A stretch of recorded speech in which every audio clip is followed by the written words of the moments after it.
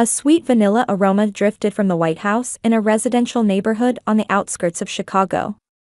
Emily Harrison stood in the kitchen, gently rubbing her pregnant belly as she waited for the cookies to finish baking. Now 8 months pregnant, her body grew heavier each day, but she never failed to make homemade treats for her family. "Emily, why don't you sit down? You don't need to be moving around so much," came Michael's voice from the living room. Her husband was a serious man who worked at an IT company. Their married life, which began when they met in college, would soon reach its 5th anniversary. Emily turned around and smiled. "I'm fine. The doctor said I need moderate exercise." Emily continued working from home as a graphic designer. Her clients trusted her deeply, and she planned to continue working after the baby was born. However, lately, a certain unease had been growing in her heart. The doorbell rang, and cheerful voices echoed from the entrance. Emily's parents, Robert and Carol, had arrived. "Emily," came a high-pitched voice as her sister Sophia burst in. She lived with her husband and their beloved dog Bella. In Sophia's arms was a small toy poodle. "You brought Bella too," Emily said, embracing her sister. "Of course. She's my treasure," Sophia smiled, stroking the dog's head. "But Emily, you've really gotten big. When is the baby due?" "Next month. But since it's my first, the doctor says it might be a little late." Carol entered the kitchen and placed her hand on Emily's shoulder. "Don't overdo it. We're here to help." Hearing those words, Emily's face showed relief. However, that relief didn't last long. Her attention was drawn to the conversation coming from the living room. "Michael, how's the new job?" It was Sophia's voice. "Going well. There's talk of a promotion, and my salary should increase quite a bit." "That's wonderful. Emily must be so happy."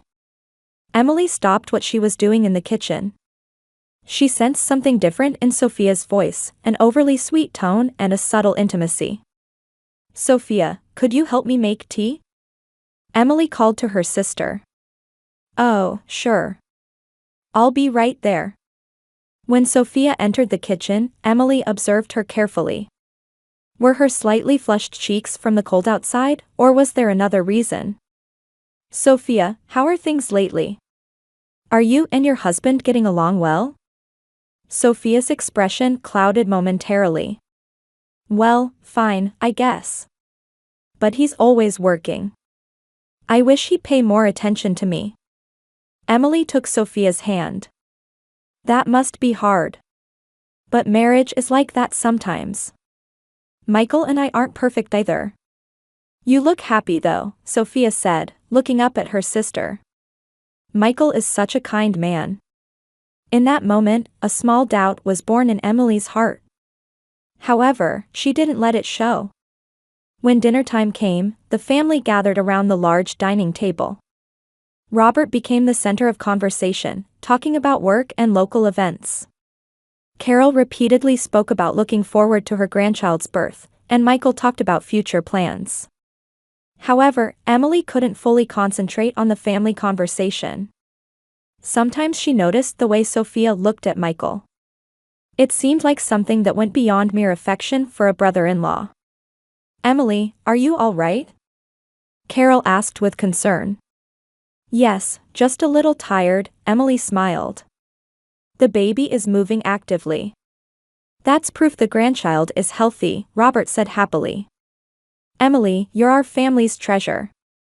Michael takes good care of you, and we're at peace knowing that." Emily nodded gratefully at her father's words. However, deep in her heart, a small anxiety was growing, an anxiety that invisible cracks might be beginning to form in this warm family bond. After the family went home late that night, Emily lay in the bedroom thinking. Each time the baby in her womb gave a gentle kick, she wondered whether she should trust her intuition. It was probably just emotional instability from pregnancy. Telling herself this, Emily fell asleep. A week before Thanksgiving, the traditional family meeting was scheduled. With Emily's delivery approaching, they needed to discuss preparations for welcoming the baby. I think we should have a baby shower, Carol suggested. Let's invite Emily's friends too and celebrate in style. Emily nodded happily. Thank you, Mom. But you don't need to make it too elaborate. What are you saying? It's the first grandchild's birth. We have to do it big, Robert said with a laugh. However, Sophia's reaction was different from the rest of the family. She held Bella in her arms with a somewhat troubled expression. But the baby shower date might conflict with Bella's dog show, Sophia said. She might become champion in the upcoming competition. Carol frowned. Sophia, this is Emily's baby shower. It's more important than a dog show. But this might be a once-in-a-lifetime chance for Bella, Sophia insisted stubbornly. Emily watched her sister and tilted her head mentally. The old Sophia would have prioritized her sister's celebration. But lately, something about her had changed. It's okay, Sophia, Emily said gently. Prioritize Bella's show. I don't mind. Michael placed his hand on Emily's shoulder. You're always so kind. At that moment, Emily noticed Sophia staring at Michael. It wasn't an expression of gratitude, but something more complex. The following week, Emily went to her regular prenatal checkup. Usually Michael would accompany her, but that day he said he had a sudden meeting and couldn't come. The baby is growing smoothly, the doctor said, looking at the ultrasound image. You'll meet soon. Emily felt lonely having to experience this moment alone. After the checkup, she stopped at a baby goods store on her way home. Looking at the tiny clothes and toys naturally made her smile. While paying at the register, the clerk spoke to her. Is this your first child? Yes, it is. Your husband must be thrilled. Emily nodded, but questions swirled in her mind. Was Michael really looking forward to the baby's birth? Lately, when she brought up the baby, he often changed the subject. When she got home, she heard Michael's voice on the phone in the living room. Emily quietly set down her shopping bags and listened to the conversation. Next Friday would work for me. Emily has plans to meet friends. Emily wondered who he was talking to and crept closer. That place is fine. It's not conspicuous. Michael's voice was lower than usual, with a secretive tone. Emily felt her heartbeat quicken. Okay, I'll contact you again. When Michael hung up, Emily hurried back to the entrance and pretended she had just returned. Welcome home, Emily. How was the checkup? Michael asked in his normal manner. Fine. But I wish you could have been there. Sorry, it was a sudden meeting. I'll definitely go with you next time. Michael's smile was the same as always, but to Emily it looked artificial. As Christmas approached, Emily's unease was turning into conviction.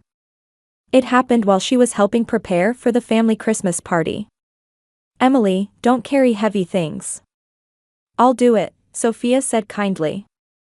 However, Emily didn't miss the moment when Sophia's eyes met Michael's. There was some unspoken exchange between them. On the day of the party, family and relatives gathered for a lively time. Emily was sitting on the sofa, tired, when she suddenly noticed that Sophia and Michael were nowhere to be seen. Where are Sophia and Michael? Emily asked Carol. Sophia probably took Bella outside. I don't know about Michael. Emily lifted her heavy body and looked outside. In the garden where snow had begun to fall, she could see Sophia and Michael standing and talking. The distance between them seemed too close for in-laws. Then Michael placed his hand on Sophia's shoulder. Sophia looked up and gazed at Michael. Emily's heart froze. Emily, are you all right? You look pale, Carol approached with concern. Just a little tired, Emily forced a smile. That night, Emily lay in bed thinking. If her intuition was correct, something was happening between her husband and sister. However, she still didn't have enough evidence to be certain. The next morning, Emily noticed Michael's cell phone. The phone that should have been on the charger was still in his jacket pocket. Michael was taking a shower, and a message notification sounded from the phone. Emily was conflicted. She shouldn't invade her husband's privacy. However, for the sake of the baby in her womb, she needed to know the truth. She fearfully picked up the phone. A message from Sophia was displayed on the screen. Yesterday was fun. Can we meet alone again sometime? Emily's hands trembled. Another message followed. Don't tell Emily. She'll have enough to worry about with the birth coming up. Emily put the phone back in its place and rushed to the bathroom. Nausea welled up, but she didn't know if it was from pregnancy or shock. When Michael came out of the shower, he kissed Emily as usual. I'll come home early today, so let's cook dinner together. Emily nodded, but in her heart she had made a decision. If her husband and sister were betraying her, she needed to know the truth. And she had to take action to protect the baby in her womb. That afternoon, Emily called her friend Jessica. Jessica worked as a private investigator and was an old friend of Emily's. Jessica, I need to talk to you. Can you keep it secret? Of course, Emily. What happened? Emily explained the situation and requested an investigation. If her suspicions were wrong, that would be reassuring. But if they were true, she had to resolve everything before the baby was born. On the second Friday in February, Chicago was issued a record snowfall warning. Weather forecasters urged people to stay indoors, but Emily had a reason she needed to go shopping. Emily, stay home today. I'll take care of the shopping on my way home, Michael said worriedly before leaving for work. It's okay. It's just to the nearby supermarket, Emily smiled in response. However, her real purpose wasn't shopping. Jessica had contacted her, saying she wanted to hand over the investigation results directly. Now 9 months pregnant, this might be her last chance to know the truth. At 2 p.m., Emily put on a heavy coat and left the house. Snow had already accumulated to knee height, and the sidewalks were frozen. She carefully made her way to the cafe where they had arranged to meet. Emily, thank you for coming in this weather. Jessica was waiting in a back seat of the cafe. Her expression was heavy, and anxiety spread in Emily's chest. Before I show you the photos, are you mentally prepared? Emily took a deep breath and nodded. Show me. The moment Emily saw the photos Jessica took from the manila envelope, her world collapsed. There were images of Michael and Sophia kissing in a luxury hotel parking lot. Furthermore, there were photos of the two walking hand in hand through the hotel lobby and gazing at each other in a restaurant. This relationship has been going on for at least 6 months, Jessica explained quietly. They seem to meet every Friday. Since you became pregnant, it's become even more frequent. Emily's hands trembled. She felt the baby in her womb moving violently. There's one more thing I discovered, Jessica continued. There's a high possibility your parents know too. What?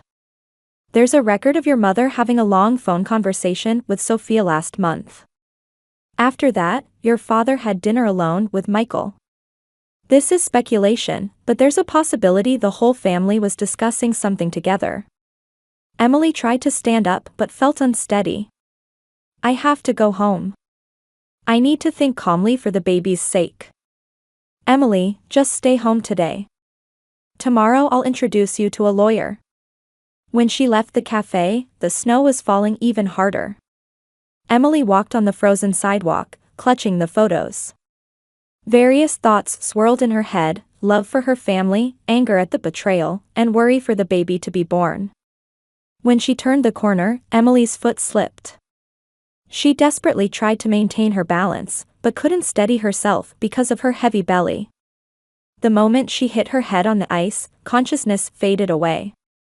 A passing woman called an ambulance, and Emily was transported unconscious to St. Mary's Hospital. The patient is a woman at 36 weeks pregnant. She fell and hit her head severely, remaining unconscious, the emergency medical team leader explained. After examining Emily's condition, the attending physician Dr. Chan showed a serious expression. This could affect the fetus as well. Please contact the family immediately. A nurse called the Harrison household from the hospital records. The first call reached Carol. Harrison residence. Is this Mrs. Harrison, Emily Harrison's mother? This is a nurse from St. Mary's Hospital. Your daughter was in an accident and has been brought in as an emergency. From the other end of the phone, Carol's voice could be heard. An accident? Is she all right? She's unconscious, and the baby is also in danger. Could you come to the hospital immediately? After a moment of silence, Carol's voice returned. But today is Bella's 5th birthday. I'm baking a cake and can't leave. The nurse couldn't believe her ears. Ma'am, this is a life-threatening situation for your daughter. The baby is also in a dangerous state. But Bella's birthday only comes once a year. I can't leave the cake unfinished. Ma'am, I repeat, both Emily and the baby are in life-threatening danger. All right. I'll come later. The phone was hung up abruptly. The nurse then called Michael's cell phone. Hello? Is this Michael Harrison? Your wife Emily has been in an accident and was brought in as an emergency. What? Emily? Michael's voice showed agitation. She hit her head severely and is unconscious. The fetus is also in danger. Please come to the hospital immediately. I'm in an important meeting right now. How dangerous is it? The nurse was appalled. This is a life-threatening situation. Please come immediately. I understand. But it might take about an hour. Dr. Chen heard the report from the nurse and showed an expression of disbelief. That was the family's reaction? Yes, it's unbelievable. The mother prioritized a dog's birthday party, and the husband prioritized a meeting. After that, the hospital staff contacted the family many times. However, no one appeared at the hospital. Robert said, "Today is Friday and I'm busy with work," and Sophia answered, "I can't leave because I'm taking care of Bella." A week passed. Emily had regained consciousness but was secretly talking with doctors and nurses without telling her family. She remembered everything from before the accident and still had the photos she received from Jessica. "Doctor, could you accurately tell my family about my condition?" Emily asked Dr. Chen. Of course. But your family's reaction is abnormal. Normally, they would rush here immediately. I have my own plan. I think my family will come today. When they do, they'll learn the truth. Emily placed divorce papers by her pillow and spread out the photos she received from Jessica. Then she quietly spoke to the baby in her womb. Soon everyone will know Daddy and Mommy's true nature. At 3 p.m., the family finally arrived. The moment Michael, Sophia, Robert, and Carol opened the hospital room door, they were speechless. On the bed, photos of Michael and Sophia kissing were neatly arranged, and next to them was a signed divorce decree. Emily smiled quietly as she looked at her family. Thank you for your hard work, everyone. You've been celebrating Bella's birthday for a whole week, haven't you? Michael's face turned pale, and Sophia covered her mouth with her hand upon seeing the photos. It took Robert and Carol several seconds to understand the situation. Emily, this is a misunderstanding, Michael said in a trembling voice. A misunderstanding? Emily answered calmly. A 6-month misunderstanding? Or was prioritizing a dog's birthday over my life also a misunderstanding? The hospital room was enveloped in silence. What broke the heavy silence was Sophia's sobbing. However, Emily's expression remained cold as ice. Please sit down, everyone. This will be a long story, Emily said in a calm voice. First, the fact that I was unconscious was a lie. I regained consciousness on the 3rd day. Michael tried to speak, but Emily stopped him with her hand. Please listen quietly. I've been investigating you all for 6 months. Carol said in a trembling voice. Emily, what are you saying? I commissioned private investigator Jessica Parker. About Michael and Sophia's affair, and also about the conspiracy involving the entire family. Robert's face turned pale. Conspiracy? What are you talking about? Emily took out a thick file from the bedside drawer. It's all here. How Michael and Sophia met every Friday at the Ritz-Carlton Hotel. How Mom had long phone consultations with Sophia. How Dad had dinner alone with Michael. She opened the file and spread photos and call records on the table. What's interesting is that the day after Dad met with Michael, he purchased stocks in his company. And somehow he knew in advance that those stocks would rise. Robert stood up, wiping sweat. Emily, that was a coincidence. A coincidence? Emily sneered. Insider trading using inside information from Michael's company. I thought Dad was investing his retirement money, but actually he was making illegal profits from information obtained from my husband.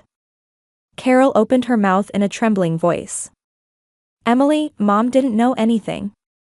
Really? Emily took out another document. This is a recording log of the phone call between you and Sophia. There are recorded conversations saying, make sure Emily never finds out, and, once the baby is born, Emily will be busy with childcare and won't suspect anything. Sophia looked up. Her makeup was ruined from tears, but her eyes showed a hint of defiance. But Emily, you don't love Michael. You're always working and never listen to him. Is that so? Emily answered quietly. And you thought that gave you the right to steal my husband? Michael finally spoke up. Emily, I did love you. But the time I spent with Sophia was more enjoyable. I'm sure it was enjoyable. Having an affair while I was pregnant must have been quite thrilling. Emily's voice was cold as ice. But at first we were just friends. Sophia was having trouble in her marriage and I was just giving her advice. 6 months of advice resulted in these photos? Emily pointed to the pictures. Kissing in a hotel was part of the counseling? Sophia stood up and tried to approach Emily. Emily, sister, please. This is true love. We're meant to be together. Meant to be? Emily laughed. If you're meant to be together, why were you meeting secretly during my pregnancy? Why didn't you tell me the truth openly and honestly? Robert intervened. Emily, let's value family bonds. We can resolve this through discussion. Family bonds? Emily's voice rose. A family that prioritized a dog's birthday when I was fighting for my life talks about bonds? She got up from the bed and walked to the window. The snow had stopped and blue sky was visible. Actually, there's one more thing I know. Emily turned around. Dad, you were also looking into my inheritance rights, weren't you? About the trust fund grandmother left me. Robert's face turned completely pale. That fund becomes completely mine when I turn 35. That's 3 more years. But if I divorce or die, those rights might transfer to my husband. So Dad made a deal with Michael, didn't he? That's not. Robert tried to deny it, but Emily raised her hand to stop him. I checked with a lawyer. It was also discovered that Dad took out grandmother's will and showed it to Michael. A $2 million trust fund is quite attractive, isn't it? Carol broke down crying. Emily, we really do love you. Love? Emily shook her head. When a daughter you love is fighting for her life, is continuing to bake a dog's cake love. When you know your beloved daughter's husband is having an affair and you hide it, is that love? Michael tried to approach, but Emily stepped back. That's enough. Please sign these papers. Emily pointed to the divorce decree. The alimony is $5 million. I won't report Dad's illegal trading to the police if Michael cooperates. $5 million? Michael shouted. Where would that kind of money come from? Your company's stocks. If you renounce the profits you gained conspiring with Dad and your rights to my trust fund, it comes to exactly that amount. Sophia said in a desperate voice, Emily, we really love each other. It's not about money. Is that so? Emily answered coldly. Then let me ask Michael something. Sophia, if money has nothing to do with it, why was your first date at the Ritz-Carlton? Why did you always eat at expensive restaurants? When Michael remained silent, Sophia's face turned pale. The answer is simple, Emily continued. Michael approached you in anticipation of future wealth. And you, out of jealousy toward your sister, responded to it. Dad and Mom prioritized financial gain over their daughter's happiness. The hospital room was again enveloped in silence. During this week, I kept thinking while lying in this hospital bed, Emily said calmly. I don't want to show such a family to the baby in my womb. I want this child to grow up in an environment filled with true love. She placed the divorce papers in front of Michael. Please sign. And leave this room. Never come near me and my child again. Michael took the pen with trembling hands and signed the divorce papers. Sophia collapsed in tears, and Robert and Carol stood speechless. Goodbye, Harrison family, Emily turned her back. Even if you try to contact us in the future, it's useless. I will only respond through lawyers. After the family left, the hospital room door opened again. This time, people who truly loved Emily entered. Emily. Her best friend Jessica rushed over and gently embraced her. You did so well. Next to Jessica was Dr. Chin, who had continued to support Emily throughout the week. He had become more than just her attending physician. Doctor, thank you so much, Emily smiled. If you hadn't been here, I couldn't have overcome this trial alone. Dr. Chin took her hand. Emily, you were the bravest patient. And if you'd like, I want to continue supporting you. That night, Emily went into labor. After 18 hours of delivery, a healthy baby boy was born. Looking at the baby grasping his mother's finger with his tiny hand, Emily shed tears. They weren't tears of sadness, but tears of hope. This child's name is Ethan, Emily told Jessica. A name meaning strong. I want to teach this child what true strength really is. 3 months later, Emily moved to San Francisco. The new apartment was small, but filled with love. Dr. Chin also transferred to the University of California Medical School and supported Emily and Ethan's new life. Meanwhile, the Harrison family left behind in Chicago was falling apart. Michael and Sophia hastily married, but couldn't trust each other. Sophia continued to suspect that her husband was cheating with other women, and Michael suspected that Sophia had approached him for money. Honey, was yesterday's meeting real? Sophia asked at the dinner table. How many times do I have to say it? If you can't trust me, there's no point in being together, Michael answered irritably. But you lied to me when you were married to Emily too. You did the same thing. Their relationship deteriorated daily, leading to separation and then divorce a year after marriage. Even their beloved dog Bella became sickly from the stress of their hostile relationship. Robert and Carol completely lost their reputation in the community. Because Emily's friends spread the truth, they became known in the neighborhood as the parents who abandoned their daughter. Carol was expelled from her volunteer organization, and Robert was forced into early retirement. What have we done? Carol cried in the now empty house. We've lost Emily and our grandchild.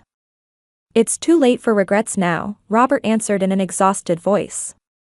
We thought only about money and lost sight of what was truly important. 2 years later in spring, Emily had a small wedding. The groom was Dr. Chin, David, who had now become her husband. Ethan toddled over to his father, and the three became a happy family.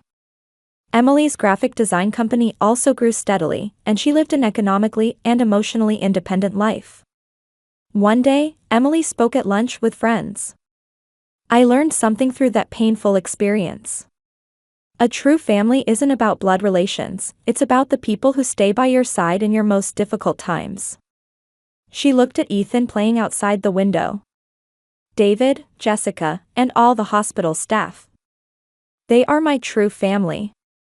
Bonds of the heart are much stronger than bonds of blood. Emily's life, the new chapter that began with betrayal and despair, was filled with love and hope. Without harboring resentment toward the past, she lived each day preciously while teaching Ethan the importance of love and honesty. In distant Chicago, the former Harrison family members each faced their loneliness, but Emily no longer looked back.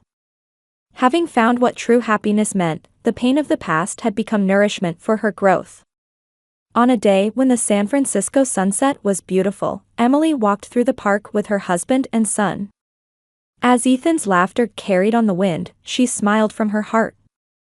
Here was a life surrounded by true love.